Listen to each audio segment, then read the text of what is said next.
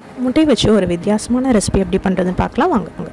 ஒரு சூடான கடாயில் எண்ணெய் சேர்த்துக்கலாம். எண்ணெய் சூடானாலும் சீரகம் சேர்த்துக்கலாம். சீரகம் பொரிஞ்சதும் கருவேப்பிலை சேர்த்துக்கலாம். கருவேப்பிலை பொரிஞ்சதும் நறுக்கி வச்சுருக்க வெங்காயத்தை சேர்த்துக்கலாம்.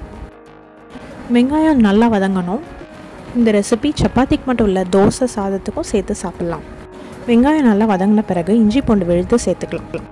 இஞ்சி பூண்டு பச்சை வாசனை போய் நல்லா வதங்கணும். இஞ்சி பூண்டு நல்லா வதங்கின பிறகு பொடியாக நறுக்கி வச்சுருக்க தக்காளியை சேர்த்துக்கலாம். பழுத்த தக்காளி சேர்த்துக்கிட்டா ரொம்ப நல்லாயிருக்கும்.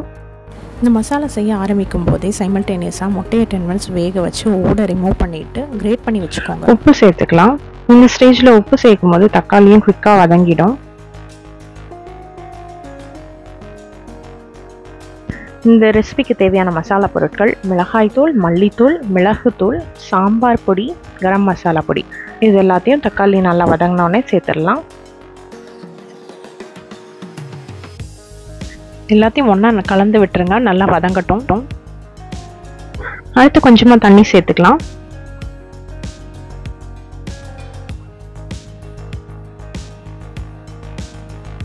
இன்னும் கொஞ்சம் தண்ணி சேர்த்துக்கலாம். நல்லா மிக்ஸ் பண்ணிடுங்க. நல்லா மசாலாவாக வரட்டும்.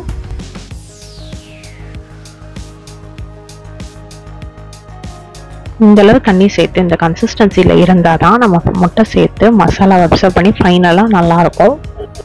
நம்ம சீச்சு வச்சுருக்க முட்டையை அந்த மசாலாவில் இப்போ சேர்த்துக்கலாம். நல்லா கலந்து விட்டுருங்க. முதல்ல கொஞ்சம் வாட்டரியாக இருக்கும். நம்ம சேர்த்த முட்டை எல்லா மசாலாவையும் அப்சர்வ் பண்ணி கொஞ்சம் திக்காக ஆரம்பிக்கும். கொஞ்சமாக மஞ்சள் தூள் சேர்த்துக்கலாம்.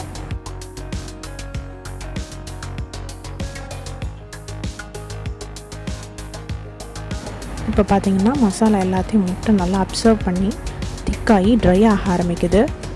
ஒரு 5 minutes கிண்டி விட்டுட்டே இருங்க.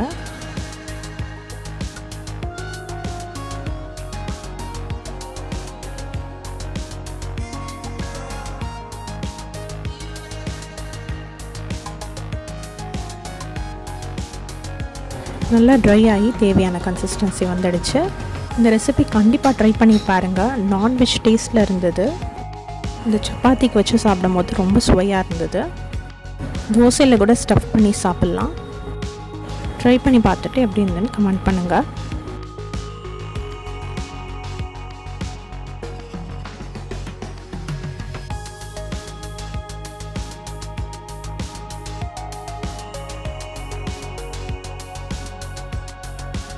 இந்த வீடியோ உங்களுக்கு பிடிச்சதுன்னா லைக் பண்ணுங்கள், ஷேர் பண்ணுங்கள், கமெண்ட் பண்ணுங்கள், சப்ஸ்கிரைப் பண்ணுங்கள், கூடவே பெல் பட்டனையும் ப்ரெஸ் பண்ணுங்கள். அப்போ தான் நான் போடுற வீடியோஸ்லாம் உங்களுக்கு நோட்டிஃபை ஆகும். தேங்க்ஸ் ஃபார் வாட்சிங்.